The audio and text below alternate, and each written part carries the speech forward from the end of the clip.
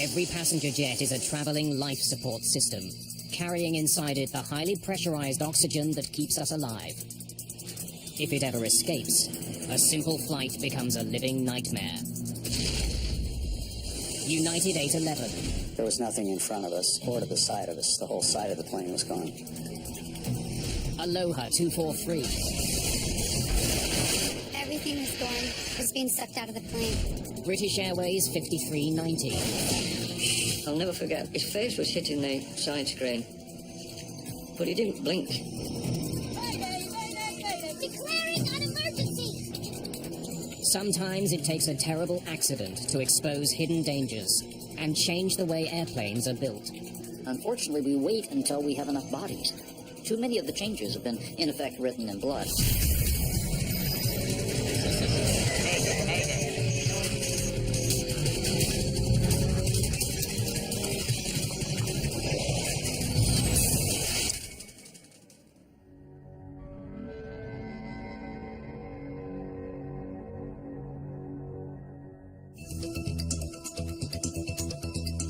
This is the assembly plant for the Airbus A320.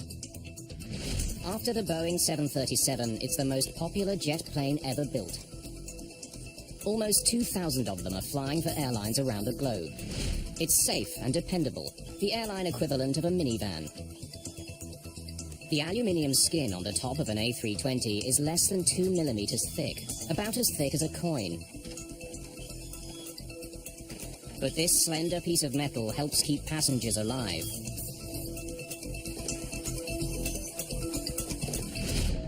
Because the skies aren't nearly as friendly as they seem. Most people take aviation absolutely for granted.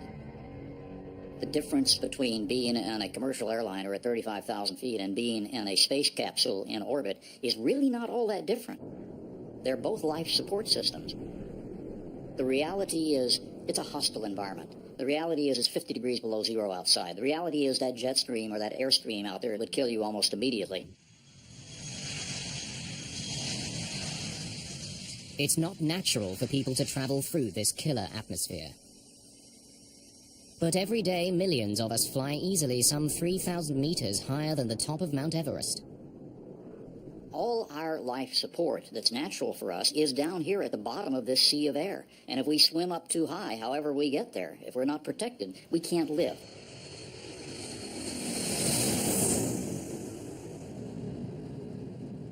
But taking oxygen with us up to 11,000 meters is potentially dangerous. The air inside an airplane is pressurized, so passengers can breathe easily. As planes climb, the pressure outside decreases. The tightly packed air in the cabin begins exerting tremendous pressure on the fuselage. On an average jetliner, it means that every square meter of the fuselage must support more than 5,000 kilograms of force.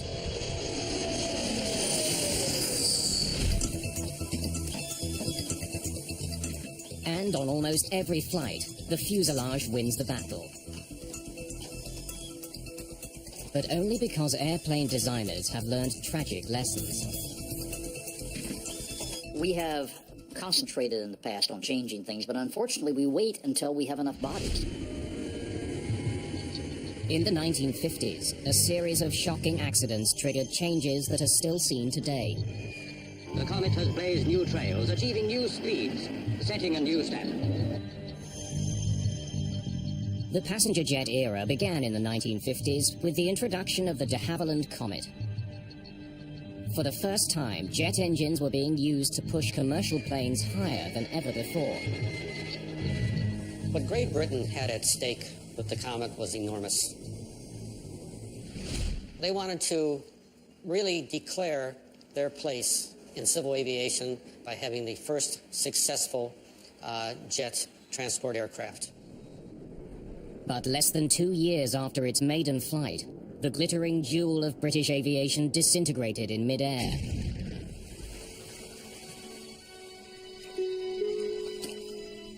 It would have been horrible. It would have been a horrible situation, but mercifully it would have been quick.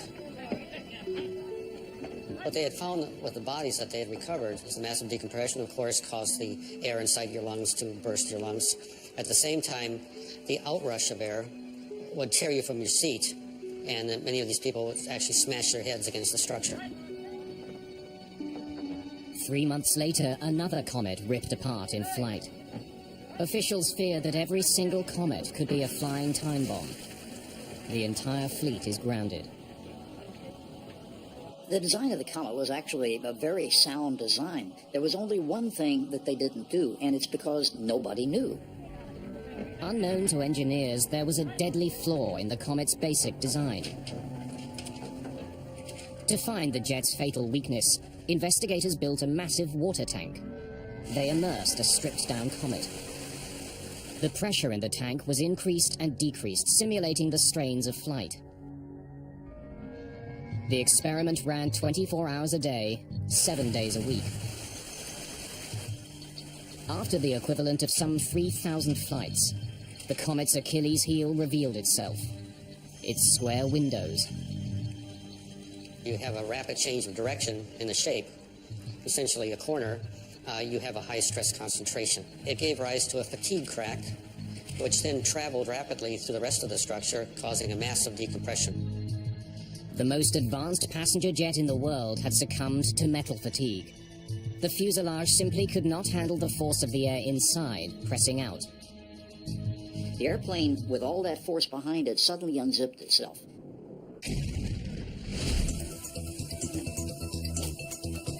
Every plane that's built today is safer because of the disaster that struck the comet. Like other passenger planes, the windows on the A320 are rounded, so that pressure doesn't build up around the corners. Perhaps even more importantly, extra rivets reinforce the skin of today's planes to contain cracks that might start anywhere on the fuselage. It's designed to go to that first row of rivets and absolutely be stopped. It's a healthy structure. It can never unzip itself.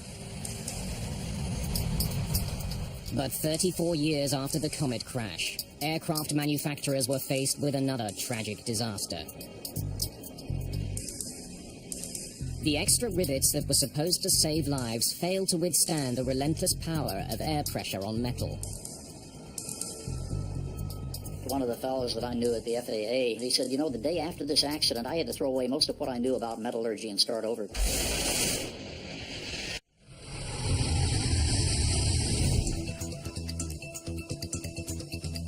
At this Airbus factory in Toulouse, France, A320s roll out at about the rate of one every working day. Titanium rivets, lightweight and extremely tough, hold the fuselage together. 3,000 are used to join the separate sections. Another 3,000 can be found on each wing. Without them, the fuselage couldn't contain the pressurized air that's forced inside during flight. But even these rivets aren't foolproof. April the 28th, 1988. Aloha Airlines Flight 243 is traveling from Hilo Airport on the Big Island to Honolulu. With this island hop, Aloha 243 is making its 9th flight of the day, a normal schedule for the planes of Aloha. Protected within the jet, passengers give little thought to the fact that the cabin is filled with pressurized oxygen. It's constantly pushing against the fuselage, trying to escape into the surrounding atmosphere. In the cabin, the pressure is kept at a constant level, so passengers feel like they've never left the ground. But as a plane rises to its cruising altitude, the air pressure outside the cabin is dangerously low. The air moving through the cabin creates constant pressure on the jet's fuselage, keeping it inflated like a balloon. On this day in April 1988, passengers are about to learn what happens when that air suddenly escapes.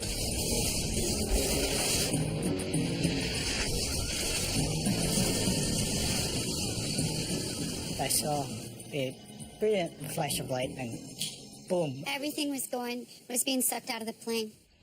Aloha Airlines 243 has just suffered what experts call an explosive decompression. The air inside the plane that makes jet flight possible escapes in a sudden horrifying moment. 35 square meters of the fuselage are gone. Just imagine the scene up there. The top of the airplane broken off. You now have 300-mile-an-hour winds blowing in that cabin. That's 3 times hurricane-force winds. Those people were dressed for Hawaii in the springtime, not minus 50-degree temperatures. Any period of time at 24,000 feet, and those people will die.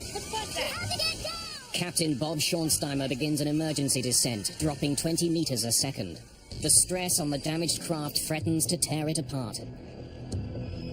The woman that was sitting next to me, her husband, he was on the other side in the next row up. She was next to me, and they were reaching their hands out, and they were trying to touch fingers to say goodbye. Against incredible odds, the flight crew land their bruised and battered airplane.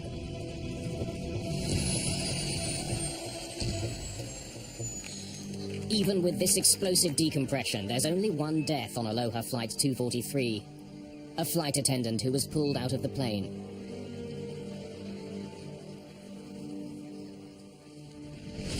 Jim Wildey investigates the crash for the National Transportation Safety Board. In his laboratory, Wildey makes a disturbing discovery. Running through some of the pieces of the plane's fuselage, he finds a series of hairline cracks. They're right beside the holes created by rivets and barely visible to the naked eye. But they're classic signs of metal fatigue. A plane isn't a rock-solid tube. To maintain the pressure passengers need to enjoy a flight, it's designed to be much more flexible. The fuselage of the airplane is actually breathing. It expands and contracts depending on altitude. When it's on the ground, it's in a contracted status. When it's at altitude, 24,000 feet, the fuselage expands. So the airplane is constantly cycling. That's pressurization. That will weaken the structure over a long period of time. Records show that the Aloha jet was 19 years old. 737s are designed for a 20-year service life and a recommended 75,000 flights. But as investigators take a closer look, they discovered that the Aloha jet had logged an astonishing 89,000 separate flights. The short hops between the Hawaiian Islands meant that the planes in the Aloha fleet went through more pressurization cycles than any other aircraft. You saw something as you got on this airplane.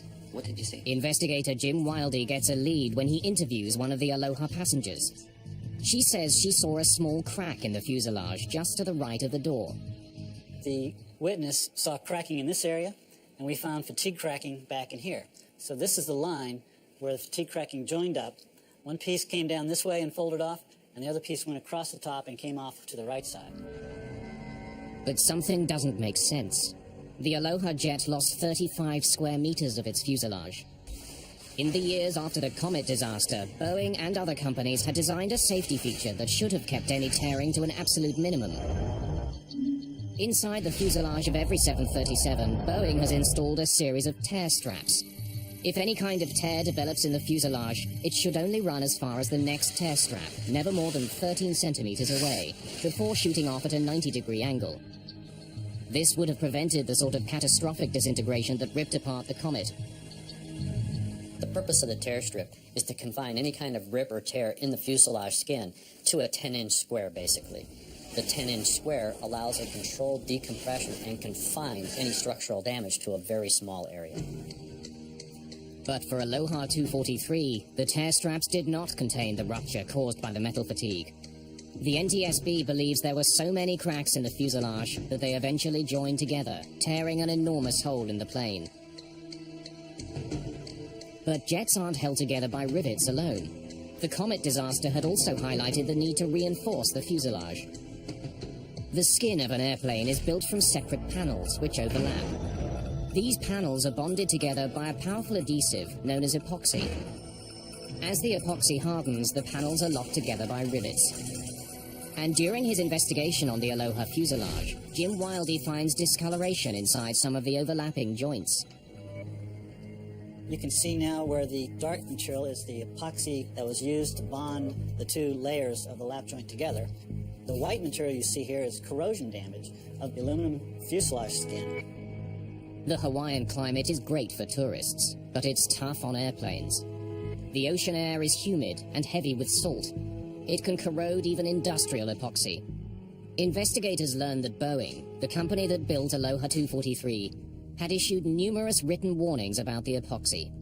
If it isn't applied at the right temperature, if the panels have moisture or dirt on them, the bonding can fail. Boeing recommended regular detailed inspections, but workers at Aloha didn't report any problems with the epoxy. They either never saw the compromised epoxy, or if they did, it wasn't repaired. The Aloha accident was another step towards making passenger jets safer. It's important to always learn from your mistakes. It's important to learn lessons from that. And that has been the case with aeronautical engineering. The Aloha story was a brutal lesson in the dangers of metal fatigue. But it wasn't the last example of the power of cabin pressure. 2 years later, the industry would get another terrifying reminder. Ladies and gentlemen, this is your captain speaking. My name is Tim Lancaster. Welcome aboard this British Airways flight to Malaga. June the 10th, 1990. British Airways Flight 5390 is leaving Birmingham, England for Spain. 87 people are on board. 80 knots.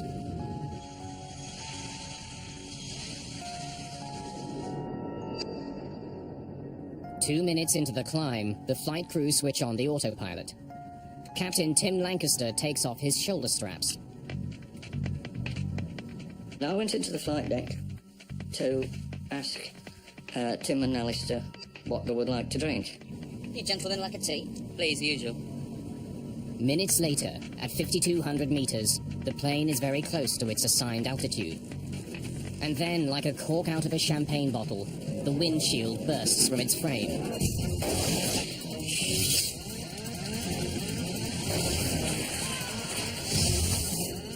Captain Tim Lancaster is sucked out of his seat and is pinned to the fuselage by blistering winds roaring close to 550 kilometers an hour. The temperature is minus 17 degrees centigrade and there's very little oxygen. Co-pilot Alistair Atchison is alone at the controls. Ordinarily, cockpit windows cannot budge from their frames. The force of the air as the plane soars through the sky pushes the windshield onto the plane. But on Flight 5390, something has gone terribly wrong. Flight attendant Nigel Ogden rushes in to help. And I looked in, the flight deck door was resting on the controls, and all I could see was Tim out the window. I just grabbed him before he went out, completely. Other flight attendants do what they can. Co-pilot Alistair Atchison reduces speed and descends quickly.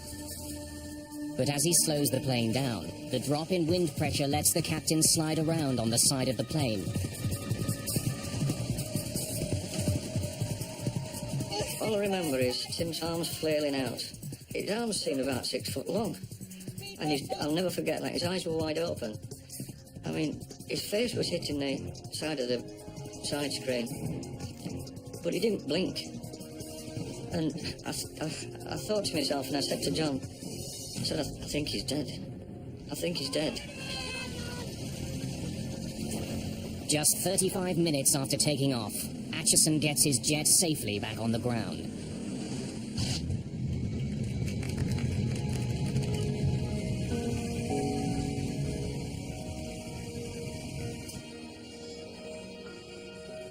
But the most unbelievable chapter of this entire story is the fact that Captain Tim Lancaster survives his incredible ordeal. Well, I remember watching the windscreen move away from the aircraft, and then it had gone like a bullet. It disappeared into the distance. And I was very conscious of going upwards. And, well, the whole thing became completely surreal then, as it would. And I was aware of being outside of the airplane. I can remember seeing the tail of the aircraft. I can remember the engines going round. And then I don't remember much more. Tim Lancaster was pinned to the outside of the plane for over 20 minutes. His injuries were surprisingly minor. Bone fractures in his right arm and wrist, frostbite and shock. Within 5 months, Tim Lancaster was flying again.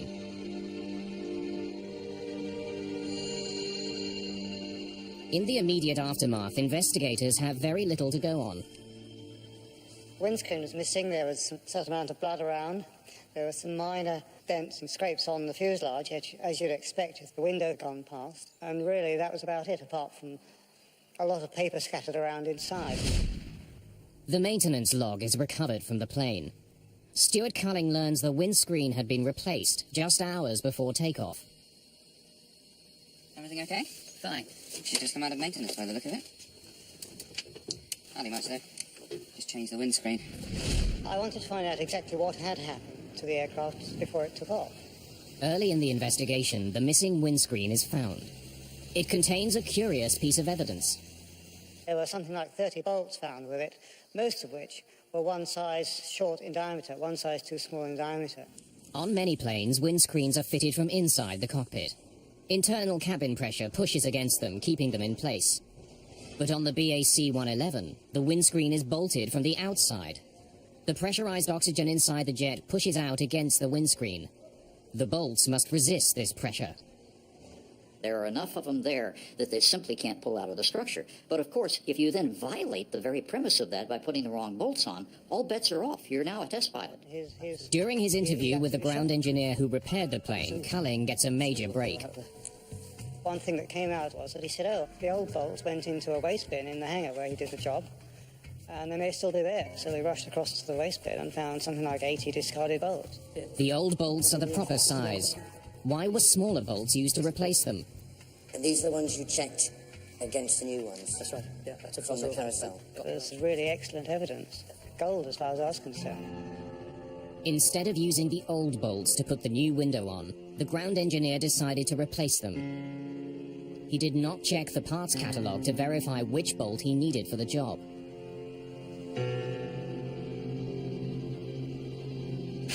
Morning.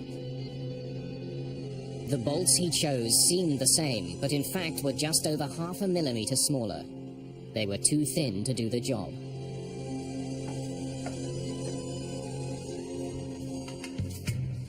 Early in the morning, working against the side of a hangar, the engineer couldn't tell the difference.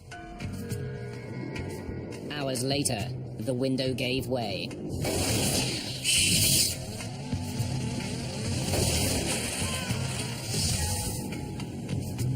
Faced with a challenge they weren't trained for, the crew still managed to pull their plane back from the brink.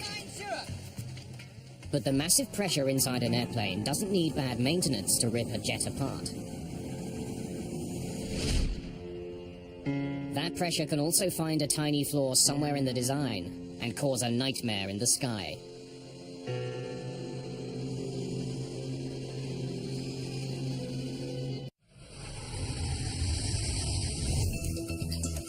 The Airbus A320, one of the most popular passenger jets in the sky.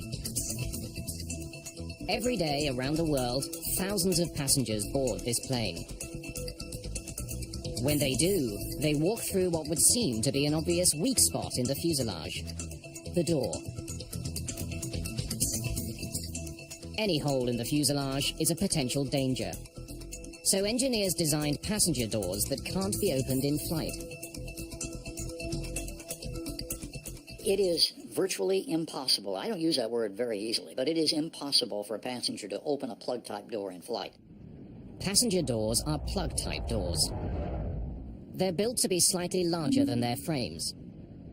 When a plane takes off and pressurizes, the atmosphere inside the aircraft seals the door shut.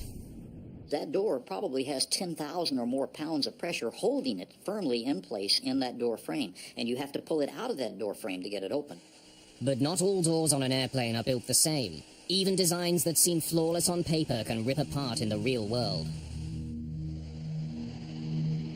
February the 24th, 1989, Honolulu Airport. United Airlines 811 is bound for Auckland, New Zealand. Expected flying time, 9.5 hours. There are 355 people on board, plus a full load of cargo.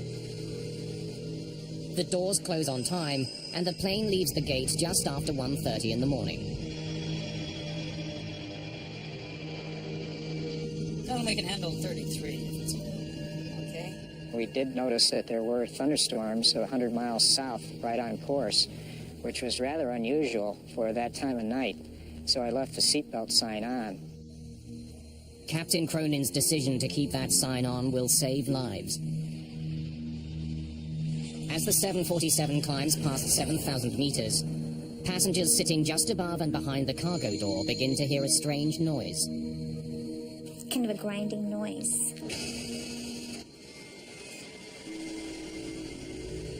I heard like a thud. The hell? In the next nanosecond, it was pure, unadulterated pandemonium.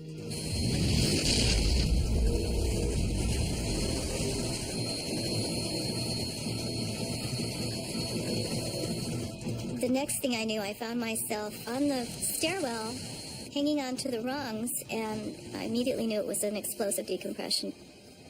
Everything on the airplane that wasn't fastened down, tied down, or secured became airborne. The noise was incredible. The 747's cargo door had torn off, ripping away a section of the fuselage. The pressurized oxygen in the cabin shot out with explosive force. And as I looked up, that was the first time I saw this tremendous hole on the side of the aircraft that was just a void. And seats were missing, and I immediately knew that we had lost passengers. Everything in front of us was gone. Where we were sitting, we were about 6 inches from the hole, so there was nothing in front of us or to the side of us. The whole side of the plane was gone. Actually, our feet were dangling on the hole, and I first thought we weren't going to make it. You know, I just didn't think there was any hope. The situation is desperate, but by itself, an explosive decompression won't bring a plane down. In 811, there's a hole as big as Tulsa on the side of this thing. I mean, it's an aerodynamic disruption of massive proportions, but if it was designed the way we had designed things a long time ago, it would have unzipped. After the door came off, eventually a row of rivets held, keeping the plane from pulling itself apart. But the gaping hole is putting massive stress on the aircraft. The flight crew needs to descend as fast as possible. Left, right, valves on. Start to open the fuel. I am dumping. Struggling to fly their badly damaged jet, the crew turned back to Honolulu Airport.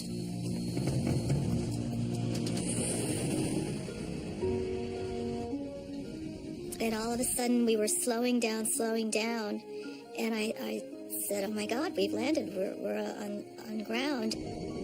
Probably the best landing I've ever made. When we finally stopped on the runway, we deployed all 10 chutes, and the flight attendants evacuated all the passengers. Thanks to the experienced flight crew, United Airlines 811 landed with everyone on board alive. But 9 passengers were missing, sucked out of the plane when the fuselage tore open, taking with it 5 rows of seats. One of those passengers was a New Zealander on his way home, Lee Campbell. We got a phone call from Chicago, and they just said that they regret to inform us that our son was missing, presumed dead. In the wake of their son's tragic death, Kevin and Susan Campbell embark on an international mission to discover exactly why the door had come off the plane. Lee can't have died for nothing. You know, you've got to find out why he died, and you've just got to make sure that it never happens again. 2 months after the accident, the National Transportation Safety Board holds preliminary hearings. During a break, the Campbells take matters into their own hands. They remove several boxes full of files. So we quickly realised we'd got a really good set of papers, a lot of things that hadn't been released to the public. We were able to really start our investigation in earnest at that stage. The unpublished documents reveal a disturbing catalogue of problems with the 747's forward cargo door, going right back to its original design. Passenger doors are plug doors, but most cargo doors on jets open outward. This increases the space for luggage and other cargo. As the plane gains altitude, the pressure inside the jet presses outwards against the door. To prevent the door from opening, Boeing had installed what it believed was a foolproof locking system. What they do is they build in multiple redundancies to make sure the door is properly latched and does not open. And you build it in to a point of that it's extremely improbable that the door would ever open. The Campbells' research uncovers 2 major flaws with the 747 cargo doors. The first involved the locking system. To lock the cargo doors, electric motors turn C-shaped latches around pins in the doorframe. A handle then moves arms or locking sectors over the top of the C-latches to prevent them from reopening. But on Flight 811, the supposedly foolproof system had failed. Kevin Campbell built a model of the 747 cargo door latch. It showed the first deadly flaw in the locking system. Aluminium locking sectors could not hold the C-latch in place if the latches started to open on their own. With the aluminium locking sectors, if the C-locks tried to backwind, open electrically, it would just push the locking sector out of the way. It just simply wasn't up to the job that it was designed for. But what would cause the C-lock to backwind? The Campbells didn't have the answer, but they knew they were onto something. During their research, they learned that 2 years before Flight 811, a Pan Am 747 out of Heathrow had pressurization problems as it climbed to cruising altitude. The pilot was forced to turn back. When they got back to Heathrow, they found that the door was hanging open 1.5 inches at the bottom, and all of the locks were open. When it got to the maintenance base, they found that all of the locking sectors were either bent or broken. The passengers on this flight were lucky. They had survived the faulty locking system. But why had the C-latches turned and bent the locking sectors?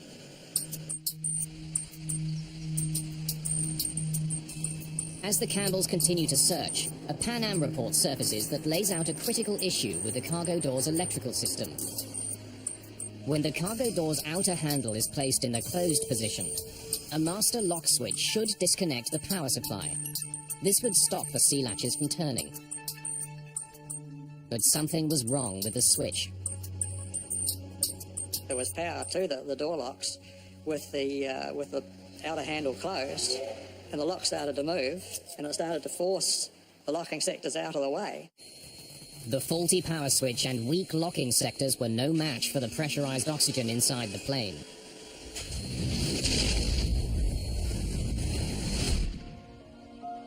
After years of being pushed by the Campbells, the NTSB produces a report that agrees. There was an inadvertent failure of either the switch or the wiring that caused an uncommanded opening of the door. It's nice that other people know that you're right and had been all along, and the support that they had given you was vindicated. I couldn't have lived with myself if we'd done no investigating ourselves. It was just something we both felt we needed to do. We didn't even discuss it. We just knew that's what we would do.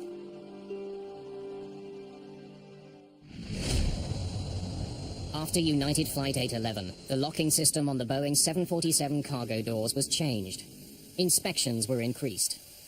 Another potential cause of explosive decompression had been found and eliminated. That is an amazing accolade to what we've learned, not just Boeing, but what we've learned about maintenance, about structures, maintaining them, and inspecting them.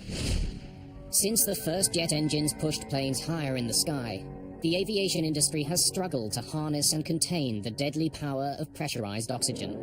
They know all too well that a single flaw can lead to a terrifying decompression.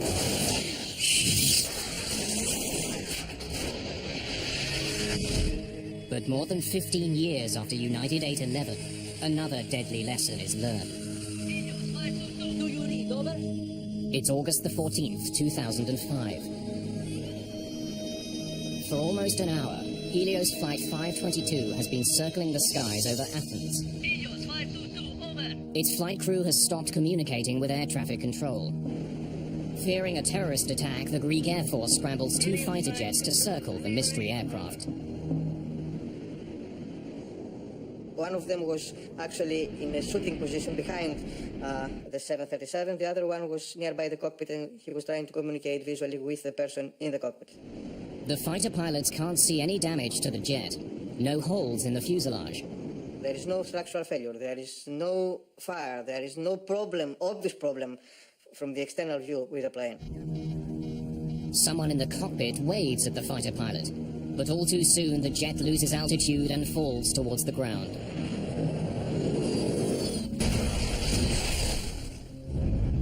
All 121 people on board are killed.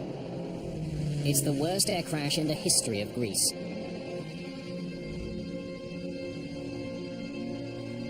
Within minutes, investigators are on the scene.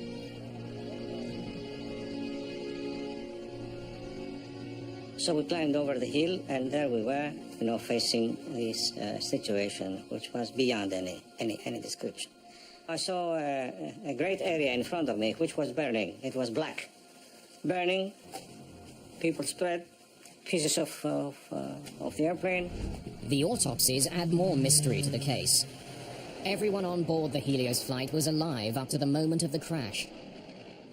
They did not die from inhaling a toxic substance in the airplane or from an explosion. These people died on impact. But if the passengers were alive until impact, why didn't the fighter pilot see more activity on the plane? Akrivos Tsolakis is the lead investigator. He begins to dig through maintenance records. He learns that on the day of the crash, the rear door had been inspected for leaks. Before it took off on its last flight, the Helios jet arrived in Cyprus with a problem. During the trip, the cabin crew had heard loud banging and saw ice on a rear service door.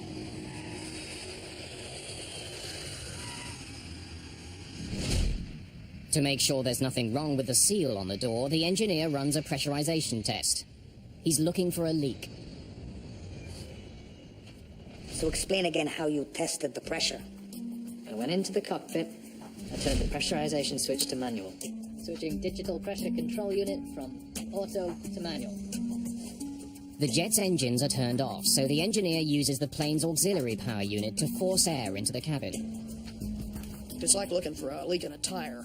In this case, what you're having to do is pressurize the aircraft, use a barometer, essentially, to monitor the pressure inside, and look for leaks that way. A normally well-maintained jetliner of any age is simply not going to be completely airtight. You're going to have leaks. As a matter of fact, as pilots, we know that certain airplanes are going to leak more than others, and you've really got to crank the pressurization up. After completing the pressurization test, the ground engineer reports that the jet is in good working order. But the digital pressure control is left in the manual position. They were supposed to return the selector to the auto position. If the flight crew fails to see that the switch is on manual, their plane won't properly pressurize. The oxygen available inside the plane will be just as thin as the outside atmosphere. The passengers will be directly exposed to a deadly environment in which they cannot survive.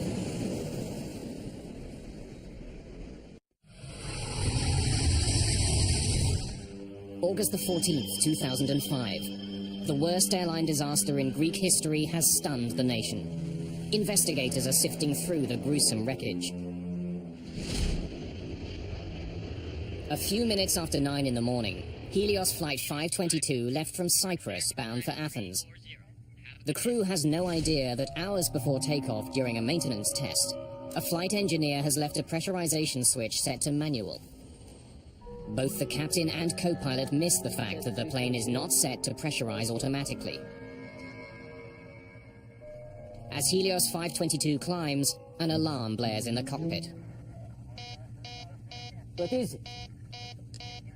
The takeoff config warning? It's a non-pressurization warning, but it sounds identical to another alarm. The pilots confuse the two. It's a critical mistake. The alarm sounded, and that alarm was misinterpreted. Most of flight crew, they will never face an alarm with non-pressurization in all their flight career because it's a rare event. Operations, this is Flight 522, over. Flight 522, what can I do for you? We have a takeoff config warning on. Sorry, can you repeat? As the pilots troubleshoot with ground engineers, life-sustaining oxygen is slowly seeping out of the plane. Eventually, oxygen masks drop in the cabin. They do not fall in the cockpit. The reason that we don't have automatically deploying oxygen masks in a cockpit is simply too much up there, and if you had things popping out, they're going to hit switches that they shouldn't hit. The crew don't realize they have a pressurization problem. Eventually, both the captain and the co-pilot collapse unconscious. The oxygen is too thin to breathe. We're the ones that should be trained consistently to understand that ears popping, anything that indicates pressurization, you don't even talk to each other before you grab that mask and put it on. The passengers are unaware that the plane is now flying itself. In emergency situations, chemical generators above the seats pump out oxygen. But there's a catch. These generators only produce enough oxygen for about 12 minutes. Well, the problem with the passenger masks is, for one thing, they're not designed to keep you oxygenated at a high altitude. What they're designed to do is give you enough oxygen so that you can survive until the pilots get the airplane down to a low altitude. But with both pilots already unconscious, the Helios jet did not descend so passengers could breathe without assistance. Instead, the plane flew on autopilot to Athens. When the oxygen supply stopped, the passengers passed out.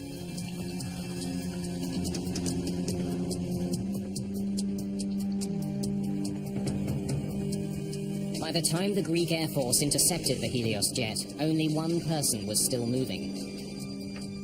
Likely surviving with bottled oxygen, flight attendant Andreas Prodromou was still conscious when the fighters approached. He made it to the cockpit, but he couldn't save the plane. There is one person moving in the cockpit of Helios 522. Eventually, when its fuel ran out, Helios 522 crashed.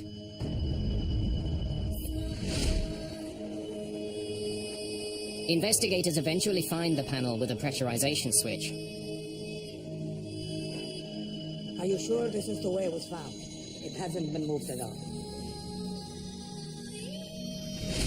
All 121 people on the Helios flight died because their plane didn't carry enough life-sustaining oxygen as it climbed into the sky.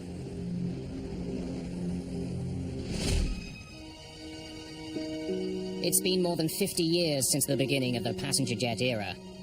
50 years in which the industry has learned, sometimes painfully, how to safely fly more than 10 kilometers in the sky. When you look back at all the other accidents over the last 20 years, in most cases, we were pushing the frontier of knowledge. Unfortunately, when you're pushing the envelope, you're pushing the boundaries of design, you can encounter problems that you hadn't anticipated. In search of the safest plane imaginable, the history of aviation traces a flight path through tragic accidents to technological breakthroughs. Many of these accidents display the incredible power of explosive decompression. The Airbus A320 and every other passenger plane built today is infinitely safer than the first jets that flew in the 1950s. They have to remain safe and get even safer because we rely so heavily on this incredible mode of transportation that takes us somewhere we were never meant to be.